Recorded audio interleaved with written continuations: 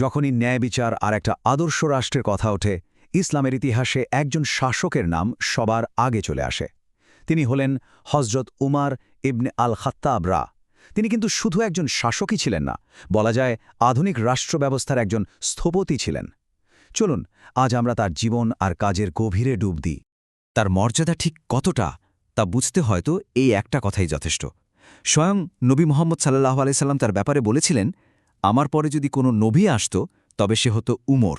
ভাবুন একবার, এই কথাটা থেকেই তার প্রজ্ঞা, যোগ্যতা আর ঈমানের গভীরতা বোঝা যায়। তাকে একটা বিশেষ নামে ডাকা হতো আল ফারুক। এর মানে কি? এর মানে হল যিনি সত্য আর মিথ্যার মধ্যে স্পষ্ট একটা দেয়াল তুলে দেন, পার্থক্য করে দেন। আর এই উপাধিটাই ছিল তার পুরো জীবনের মূল ভিত্তি, যা তার প্রত্যেকটা সিদ্ধান্ত আর কাজে ফুটে উঠত।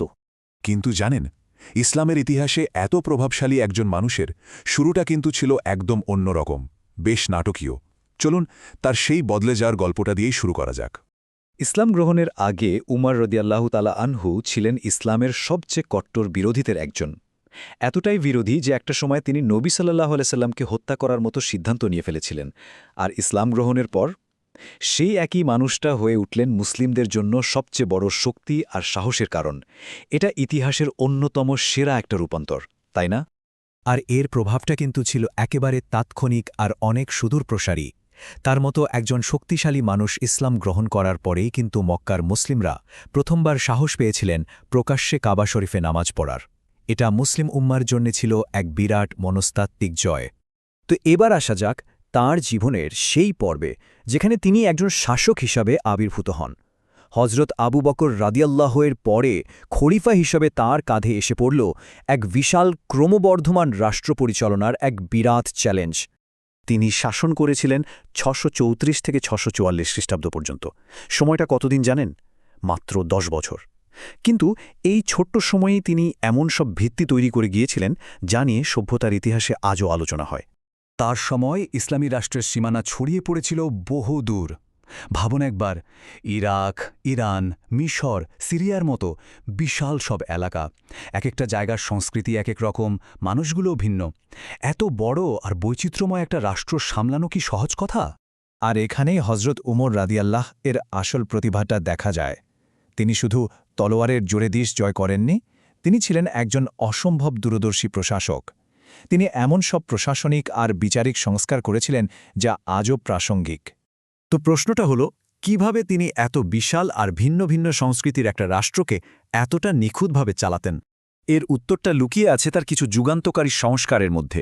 যেমন ধরুন, তিনি চালু করলেন বাইতুল মাল বা রাষ্ট্রীয় কোষাগার। মানে রাষ্ট্রের টাকা আর কোনো ব্যক্তির ইচ্ছামতো চলবে না, চলবে একটা সিস্টেমের মধ্যে দিয়ে। তিনি হিজরি ক্যালেন্ডার আনলেন যাতে প্রশাসনিক কাজে একটা শৃঙ্খলা আসে। আর সবচেয়ে বড় যে কাজটা করলেন সেটা হলো একটা স্বাধীন বিচার বিভাগ তৈরি করা, যেখানে খোদ খলিফাকেও কিন্তু আইনের সামনে জবাবদিহি করতে হতো।